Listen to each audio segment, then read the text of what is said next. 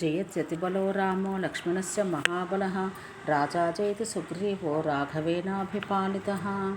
రావణాసురుడు మరలిపోతూ హెచ్చరించి బెదిరించి పలికిన పలుకులు స్మరించుకుంటూ జానకీదేవి అరణ్య మధ్యస్థానంలో మృగరాజు ఎదురుగా భీతి చెందే ఆడ ఏనుగులా అయిపోయింది. తనను పరివేష్టించి ఉన్న రాక్షస స్త్రీల కఠోర వచనాలకు జనరహిత అరణ్యంలో విడనాడబడిన కన్నపిల్లలా సీతాదేవి ఏడ్చింది. ఆమె మనస నన్ను ఇలా తిరస్కరిస్తుంటే క్షణం కూడా బ్రతికి ఉండడం కష్టమే. చావు రాకుండా నేను ఇంకా సజీవంగా ఉన్నానే. కాలం సమీపించనిదే మరణం రాదు కాబోలు. నా ఆనందం దూరమైపోయింది. నా మనసు దుఃఖంతో విలవిలలాడిపోతున్నది. వజ్రాయుధంతో కొట్టిన గిరిశిఖర సమంగా ఖండలు ఖండలుగా కాకుండా నా గుండె బద్దలు కాలేదు. చూడ అసహ్యంగా ఉండే రావణుడు నన్ను బతకనియ్యడు కానుక నా అంత నేనుగా మరణిస్తాను. అందులో దోషం లేదు.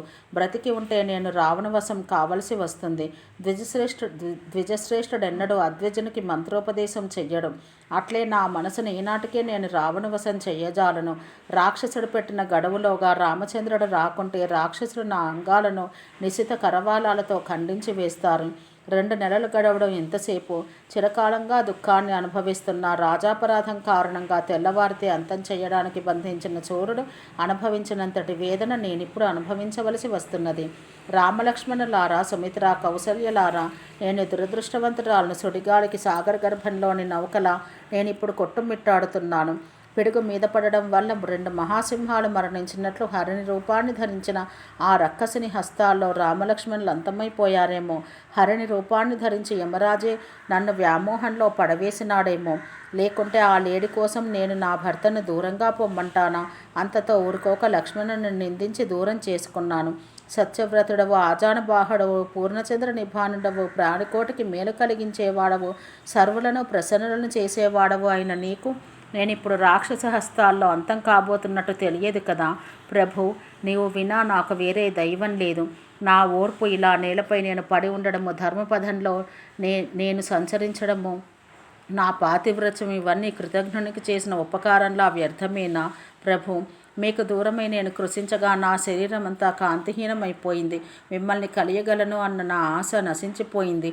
ఇంతకాలంగా నేను పాటించిన ధర్మ పాతివ్రత్యాలు వ్యర్థమేనా నాథ? నీవు పిత్రాజ్ఞను సంపూర్ణంగా పాలించి చరిత్రవంతుడవయ్యావు.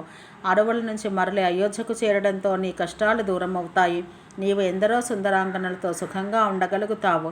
నాథ, మీపై నాకు గల విశేష అనురాగం వల్ల నా మనసంతా మీపై లగ్నం చేయడం కోసం తపస్సు చేయడం నా సర్వనాశనానికే కారణాలయ్యాయి. నా తపస్సు పూర్తిగా నాశనం అయిపోయింది.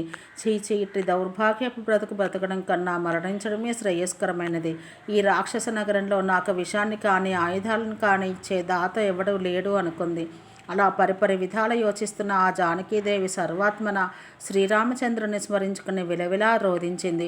వదనం శుష్కించగా గజగజలాడుతూ అలాగే యోచించుకుంటూ వికసిత పుష్పాలు కల శంసుపా వృక్షం యొక్క మొదల్లో నిలిచింది. శోకసంతప్త పరిపరి విధాల యోచించసాగింది. ఆ మృదుగాత్రి అలా నిశ్చయించుకుని శంసుపా వృక్షం యొక్క శాఖను పట్టుకుని నిలబడింది. తత్సమయంలో ఆ రామలక్ష్మణ వంశాలను గురించి యోచించసాగింది. అప్పుడే ఆమెకు ఎన్నో శుభశకునాలు కనిపించాయి. గతంలో అట్టి శుభసూచనలు వచ్చినప్పుడు అవన్నీ సిద్ధించడంతో ఆమెకు ధైర్యం వచ్చింది. ఓం శాంతి శాంతి శాంతి.